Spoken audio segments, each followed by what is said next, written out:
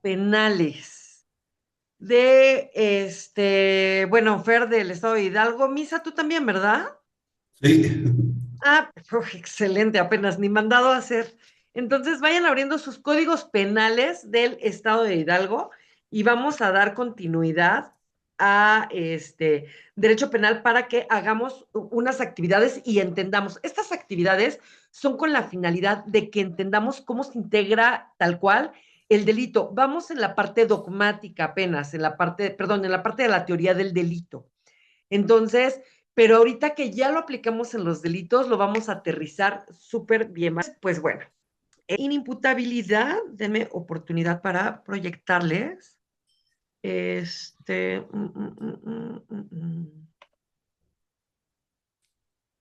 ok, ok.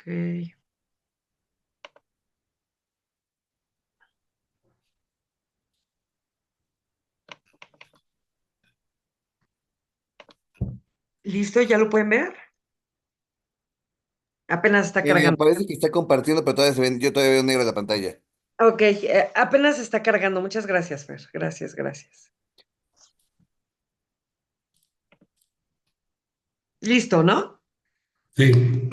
Entonces, ok, hablábamos de la inimputabilidad. Nada más retomando rápidamente, en lo que estábamos es que la comisión de delitos o los delitos tienen tanto elementos positivos como elementos negativos. ¿Hasta ahí todo bien? Los elementos positivos, como ya lo habíamos visto, son cinco, que es la, eh, perdón, la conducta, que es ese movimiento corporal que nos va a llevar a cometer el delito. Y la conducta se clasifica de dos maneras, por acción y por omisión. Mientras la acción es el hacer algo, la omisión es el dejar de hacer algo. Un ejemplo que yo les ponía es que un médico deje de suministrar un medicamento que es absolutamente necesario para mantener con vida a un paciente. Un médico o cualquier persona. Y el hecho de no hacerlo en tiempo y forma o no suministrar ese medicamento, y si la persona llega a empeorar o llega a fallecer, pues bueno, se está cometiendo un delito por omisión. Estás dejando de hacer algo que tienes la obligación de hacer para mantener con vida a esa persona, ¿no? Entonces tenemos la conducta que se divide en acción y en omisión. Tenemos la tipicidad. Tipicidad significa básicamente o tiene relación con el tipo penal. Es cómo se encuadra el delito dentro de una norma jurídica penal, ¿no? Por eso se les llama tipos penales. Por eso es tipicidad, porque está encuadrada o se encuadra la conducta dentro de una norma jurídico penal. Tenemos algo que se llama antijuridicidad.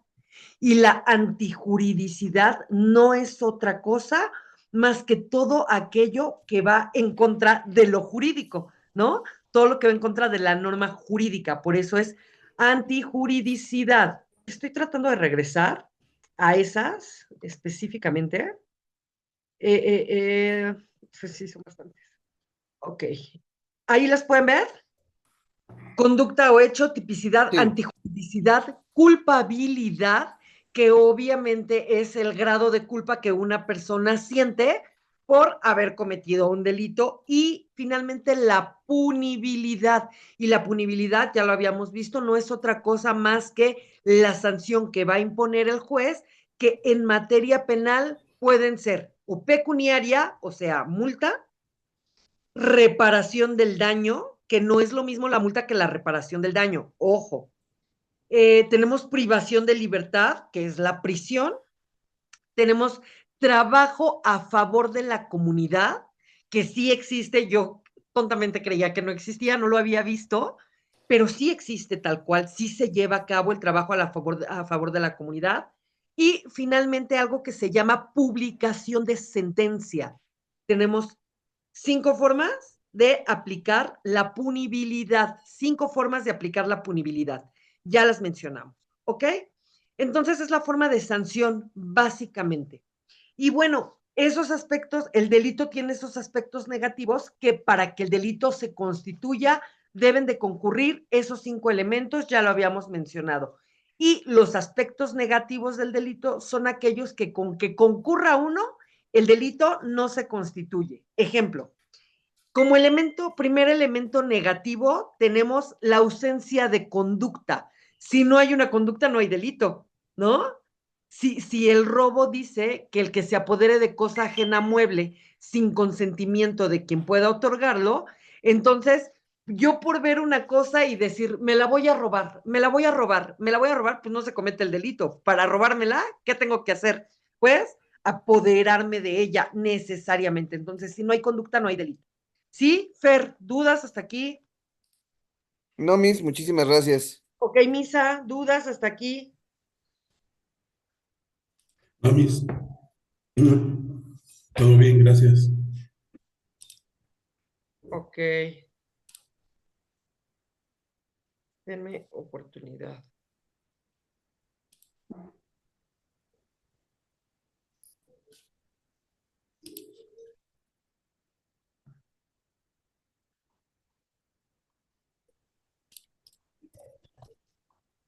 Ok.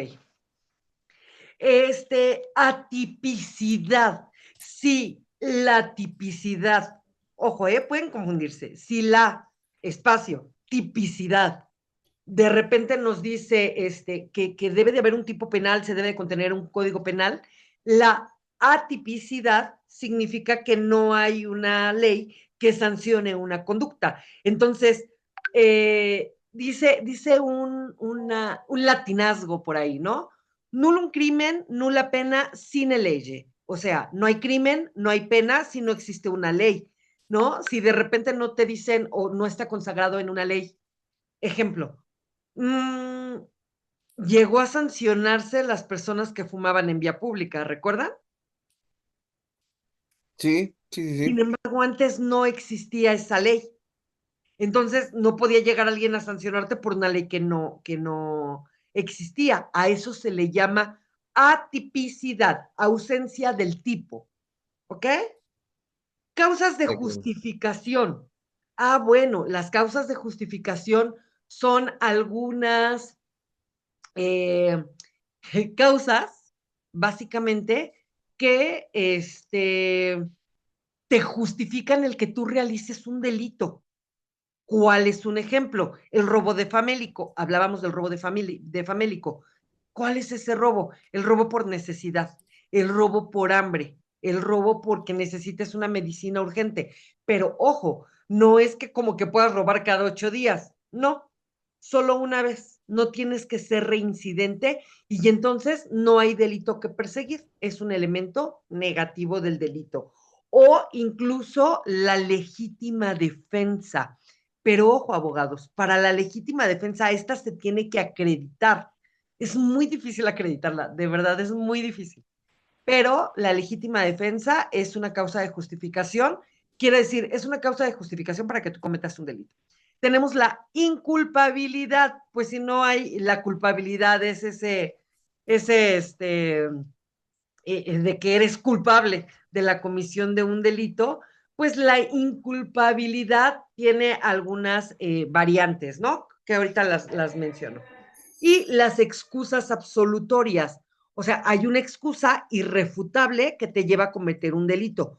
¿Cuál sería esa? El cumplimiento, el ejercicio de un derecho o el cumplimiento de un deber.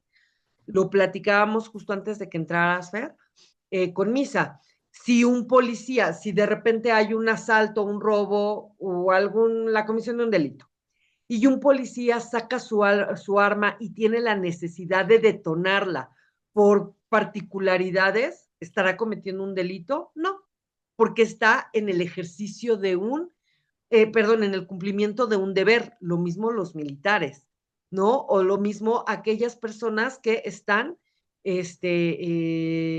cumpliendo un deber, los guardaespaldas, ¿no? Por ejemplo. Entonces, a eso se refieren estas excusas absolutorias. Ya nada más retomando la conducta, ya vimos de qué trata. Eh, el delito puede ser por acción o por omisión, también ya lo habíamos visto, lo mencioné de manera general. Ahorita, solo pasión para lo que vamos a ocupar ahorita. Este, mm, mm, mm, voy.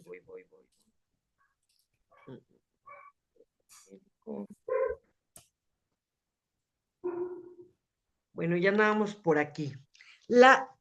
Como elemento negativo, ya estábamos viendo los elementos, la inimputabilidad, que ya lo mencioné, ¿no? ¿En qué consiste? Y nos dice que es la capacidad que tiene el sujeto para conocer el significado de su conducta frente al orden jurídico. Significa que únicamente puede ser culpable el sujeto que tiene la capacidad de transgredir el orden jurídico por propia voluntad. Es decir, dicho sujeto debe ser imputable. ¿Ok? Entonces, una persona imputable quiere decir que es una persona que es sujeta de ser sancionada por la comisión de un hecho delictivo, ¿no? Todo lo contrario, su contrario sería inimputable, pero este es imputable. O sea, es una persona que sí puede ser sancionada por escuchar abogados. Sí, Sí, Miss. Perfecto, es que como que se pasmó. Y la inimputabilidad, vamos a darle lectura. ¿Alguien me quiere ayudar, por favor? Ok, si quiere yo, Miss. la Ah, inimputabilidad. perdón, adelante, Misael, adelante. Según O el misa criterio quien más sea. generalizado, es la capacidad del sujeto para conocer el carácter ilícito del hecho o determinarse espontáneamente conforme a esa comprensión. La imputabilidad supone consecuentemente la ausencia de dicha capacidad y por ello la incapacidad para conocer la ilicitud del hecho, o bien para determinarse en forma espontánea conforme a esa comprensión. Ojo aquí, Misa. Te voy a corregir porque nos dijiste la imputabilidad y no. Nos dice, coma, la Sí, inimputabilidad supone por ello la inimputabilidad. incapacidad para conocer la ilicitud. Ok, solo yo sé que de repente nos llegamos a confundir porque es muy parecido imputabilidad que inimputabilidad, pero al final del día lo que mientras en la imputabilidad una persona tiene la certeza o el conocimiento del alcance de sus actos, en la inimputabilidad, no. Y entonces ahí vemos, por ejemplo, ¿han oído hablar de que hay personas sonámbulas que cometen delitos? ¿A poco? Órale. Parece absurdo, pero sí los cometen. Pero al final del día están en un estado en el que no tienen esa capacidad de comprender el alcance de sus actos. Lo mismo pasa, por ejemplo, con las personas que son cleptómanas. ¿Sí saben lo que es un cleptómano? Sí, los que toman las cosas y ni siquiera se dan cuenta Exacto, porque que no las tienen tomaron. esa conciencia de esa conducta. Entonces es un inimputable. Sí se está llevando la cosa, sí se está apoderando de una cosa ajena a mueble sin consentimiento de quien pueda otorgarlo, pero no tiene la conciencia de que lo está haciendo. Los sonámbulos, los cleptómanos, obviamente los discapacitados mentalmente no tienen la conciencia de la acción que está realizando. ¿Todo bien hasta aquí, abogados? Sí, ¿Cómo, perdón, Miss? Se cortó. Que si todo bien hasta aquí, Fer. Si entendiste Sí, la todo parte bien, Miss. de los inimputables, excelente. Ok, y vamos por la culpabilidad, Fer. ¿Nos ayudas, por favor? Claro. Gracias. La culpabilidad. La culpabilidad consiste en la posibilidad de reprochar a un sujeto imputable y con conciencia de antijuricidad la realización de una conducta delictiva o haber producido un resultado, de haber producido un resultado dañoso cuando le era exigible otra conducta que podía y debía desplegar. Es decir, la culpabilidad es una actitud subjetiva de la gente que se reprocha al sujeto por haber realizado una conducta o hecho típico y antijurídico. Está justo, ¿no? Una persona como elemento positivo, la culpabilidad, pues obviamente es a la persona a la que se le va a reprochar el acto delictivo que está realizando. Ejemplo, si alguien roba, si Juan Pérez roba, pues obviamente va a haber ese reproche, ¿no? Tú robaste, tú mataste, tú violaste, tú secuestraste, tú sí lo hiciste. A eso se refiere la culpabilidad en la actitud subjetiva, o sea, que depende única y exclusivamente del sujeto, que le reprocha al que realiza la acción por haber realizado una conducta o un hecho típico, o sea, que está consagrando en una ley penal, y antijurídico, o sea, que va en contra de esa norma jurídica. ¿Todo bien hasta aquí, abogados? Ahí me gustaría también decir, por ejemplo, ahí dice, cuando le era exigible otra conducta. Ahí también va ligado a lo culposo y lo doloso, ¿no? Lo culposo es a propósito y lo doloso fue sin querer, se podría decir, ¿no? Sí, claro, sí, sí, sí, tal cual. O sea, si el dolo es la intención de llevar a cabo una acción, mientras que lo culposo, pues no. Pero ojo, no es lo mismo lo culposo que la culpabilidad. Ojo, Fer. En lo culposo, ejemplo, yo puedo ir manejando un carro, se me cae el teléfono celular y por agacharme a recogerlo, me estrello contra un cristiano, ¿no? ¿Tuve la intención? No, no hay dolo. Hay, es un delito culposo. ¿Sale? ¿Hasta ahí bien? Pero eso es por lo que Completamente bien. respecta a la intención. Ok, La culpabilidad es, si tú, es ese grado de reproche, es, tú me vas a decir a mí, Isabel, si tú lo atropellaste, estás reprochando mi actuar. Obviamente ya en el estudio se va a llevar a cabo, válgame la redundancia, se va a estudiar si fue doloso o fue culposo, pero el grado de reproche es si tú fuiste el culpable. No sé si me doy a entender. Y además, ojo, en materia penal, así hay, como hay delitos dolosos, hay delitos culposos. Y entonces, no significa que por un delito culposo te dejen salir luego, luego, ¿no? Todo depende las circunstancias de tiempo, modo u ocasión. Pero, por ejemplo, a veces por no ser doloso, puedes igual y no te ponen prisión, igual y pagas una multa, ¿no? Igual y pagas la reparación del daño, pero no te dan prisión. Entonces, todo depende del juzgador, básicamente. ¿Sí, Fer? ¿Sí me doy a entender? de acuerdo, sí, mis. Y digo igual, ¿no? También puede ser que un delito culposo también amerite cárcel, pero menor, ¿no? O sea, ambas merezcan cárcel, pero pues en un rango menor, en una pena menor. Mínima, sí, claro, claro. El dolo, ¿qué es el dolo? Que era justo lo que mencionabas. Fer.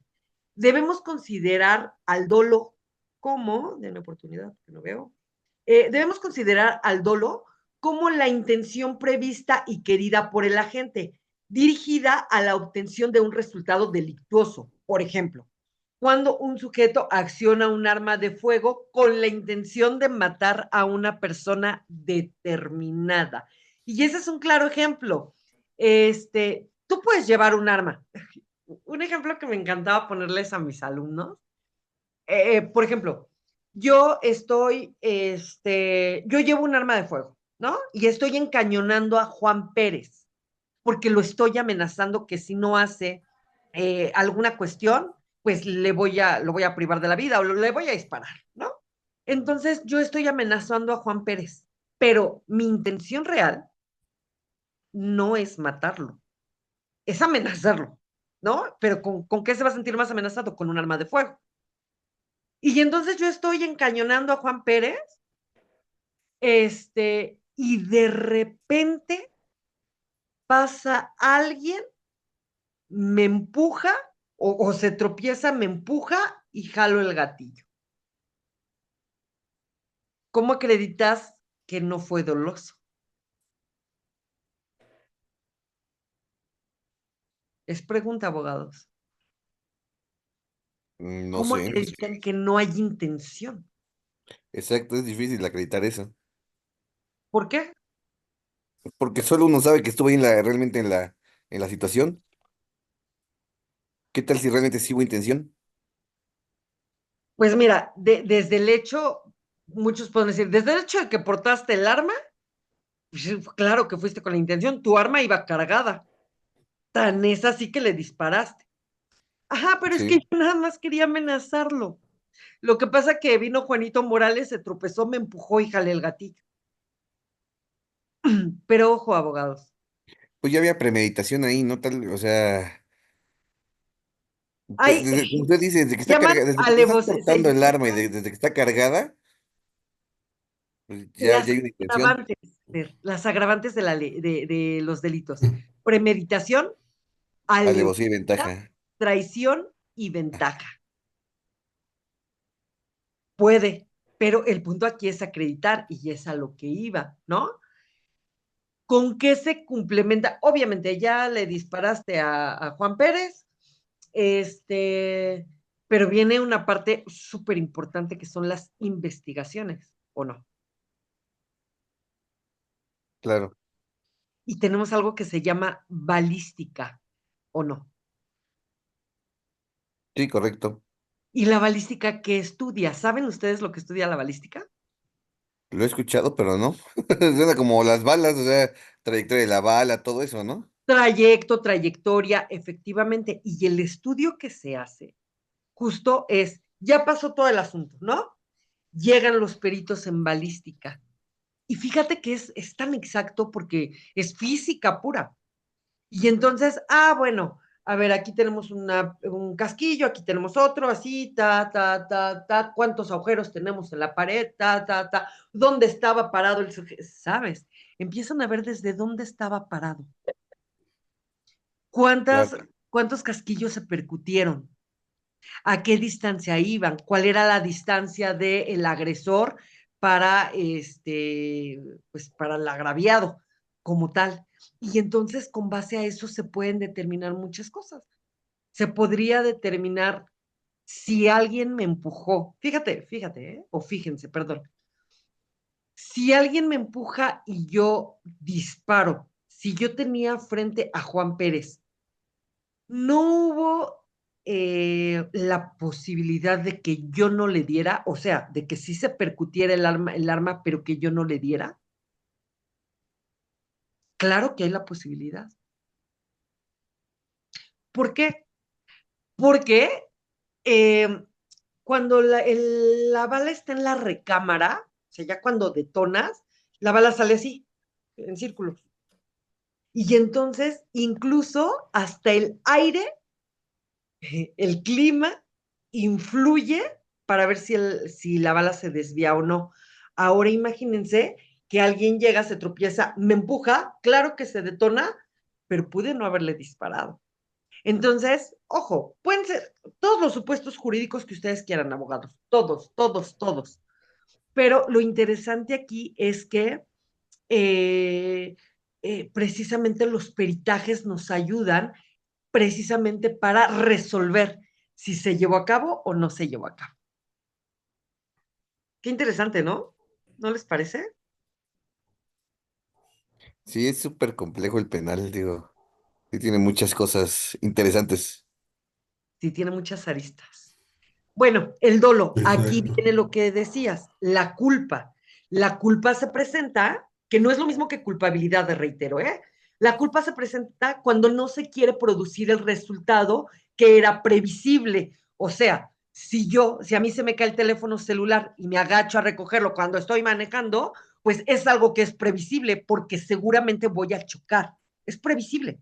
Entonces nos dice, la culpa se presenta cuando no se quiere producir el resultado que era previsible y evitable, pero por haber actuado con falta de pericia que debía observar, se produce un resultado que no se quería. Supongamos que un sujeto está limpiando su arma y esta se dispara lesionando a otra persona.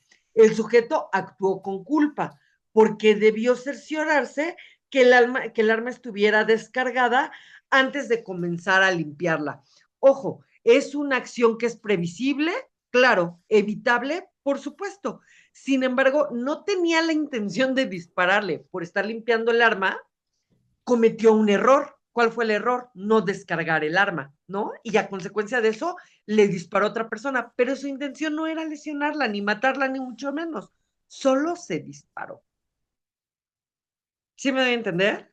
Y eso pasa súper frecuentemente. Yo un tiempo trabajé en la policía, Uh -huh. estaba en el área de inspección, y a cada ratito los elementos, limpiando su arma o manipulando su arma a cargo, se disparaban o ellos solitos o herían a alguien más.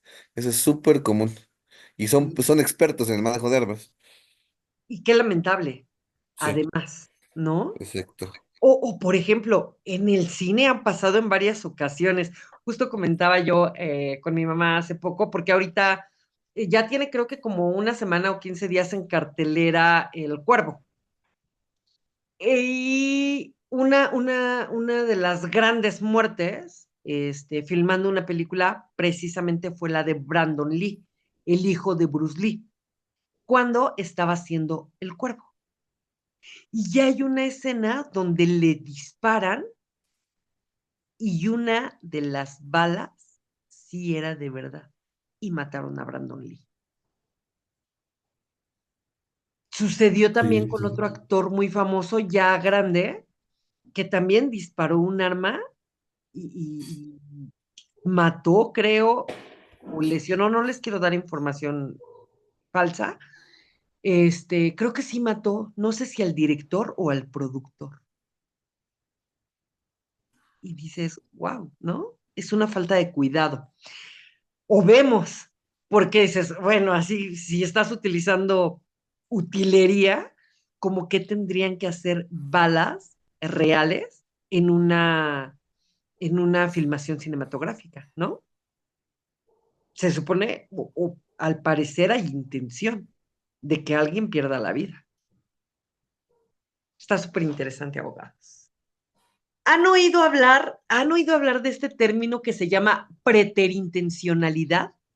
Fíjense que la No, preterintención es un término que se dejó de utilizar hace algún tiempo en materia penal. ¿Por qué lo pongo? Porque tiene sus particularidades la preterintencionalidad. ¿Cuáles son esas particularidades, abogados? La preterintención quiere decir que se pasa de la intención. O sea, pues sí, yo le di un batazo a Juan Pérez, pero solo lo quería yo tranquilizar. Una disculpita si perdió la vida después del batazo que le di en la cara, ¿verdad? Pero mi intención no era matarlo, solo era golpearlo. A eso se refiere la preterintención, que pasa de la intención, sobrepasa la intención. Y entonces, aquí nos dice sobre la preterintención que diversos autores niegan la posibilidad del delito preterintencional, argumentando que en la misma actitud psicológica del autor no puede coexistir simultáneamente el dolo y la culpa. Por otra parte, surge un controvertido debate entre los doctrinarios del derecho penal en decir, perdón, en decidir cuál es la naturaleza de la preterintencionalidad. Para unos se trata de una forma de dolo y para otros es de culpa. Para un grupo reducido se trata de una combinación entre dolo y culpa. Y justo los teóricos del derecho penal disponen que, a ver, o es culpa o es dolo, no pueden ser las dos. Y en la preterintención dice, bueno, sí tuve el dolo de golpearlo, pero perdón, pero se me pasó la mano y se murió. Entonces, sí hubo culpa, pero no hubo dolo de matarlo. ¿No? Entonces eliminan básicamente la preterintencionalidad, ya no se utiliza porque o es dolo o es culpa. Y entonces nos basamos en los elementos del tipo penal, como los vimos hace un momento, la conducta, tipicidad, anticuridicidad, ¿saben? Todo eso, para integrar como tal el delito y para que la conducta pueda ser sancionada. Pero solo lo puse como nota, la preterintencionalidad no se ocupa, abogados, no vayan a decir, es que la licenciada nos dijo, no, no se ocupa la preterintencionalidad ya. Se utilizó algún tiempo, ya no se utiliza, pero tiene sus particularidades. La punibilidad, Fer, por favor. Claro, Luis. Gracias. La punibilidad es la amenaza establecida en el tipo por la comisión del delito, siendo la consecuencia que deriva de una conducta típica, antijurídica y culpable. Pero no hay que confundir la punibilidad con pena, ya que esa es la sanción correspondiente por la comisión de un delito. ¿Quedó claro, Fer? ¿Entiendes esa parte? Misa, ¿entiendes esa parte? Sí, bueno, es que creía que sí, pero ahí la parte que dice que no hay que confundir la punibilidad con pena, yo entiendo que pues va ligado, ¿no? Pues finalmente es el tiempo que, bueno, es el castigo por haber cometido algún delito, ¿no? Parece lo mismo, ¿no? Parece lo mismo, pero no es igual. Y sí tienen relación directa, justo como lo mencionan. A ver, la pena es el tipo de sanción que se va a interponer, que puede ser, reitero, privación de la libertad, multa, reparación del daño, trabajo a favor de la comunidad y publicación de sentencia. Esa es la pena, esa es la sanción. La punibilidad básicamente es la medida con la que se va a poner esa pena, ¿no? Si bien es cierto el código nos interpone cualquiera de estas sanciones, pero el código lo que hace es manifestarte o decirte cuál es la temporalidad. ¿Sí me doy a entender? La punibilidad es eso, es la medición entre el mínimo y el máximo que vas a estar en La prisión. media. Tu pena es la prisión, pero tu punibilidad son 3 años. ¿En dónde? En prisión, que es tu pena. Ok. ¿Sí? Misa, ¿sí? Me queda un poquito, o sea, sí, la Dilo. punibilidad es lo que viene, lo que está establecido, ¿no? O sea, el mínimo y máximo del castigo que puede recibir por el dicho delito. Ujú. No es en sí el castigo ya aplicado a tu condena. Claro, ejemplo, Yo así lo entiendo. la punibilidad sería de 3 meses a 5 años. O de 20 días a 150 Sí, días de multa. O de 30 a 60 días de trabajo a favor de la comunidad. ¿Sabes? Esa es tu punibilidad. Y tu pena, ya sea prisión, ya sea trabajo a favor de la comunidad, o ya sea multa, reparación del daño o publicación de sentencia. es la sentencia, entonces la pena. Vientos huracanados. Abogados, está por cortarse. Este, y espero acabar. Ah, ya está, ya entramos aquí. Porque justo los voy a poner a trabajar. Vemos en esta diapositiva algunos bienes jurídicos tutelados, que son el de los delitos contra el patrimonio, los delitos contra la libertad y seguridad de las personas y delitos cometidos por servidores públicos en contra de la administración pública, entre otros que están más adelante. Se va a cortar la sesión, la voy a volver a empezar, pero vamos, les voy a dar 15 minutos o 20 minutos para que estemos trabajando con el código, ¿ok?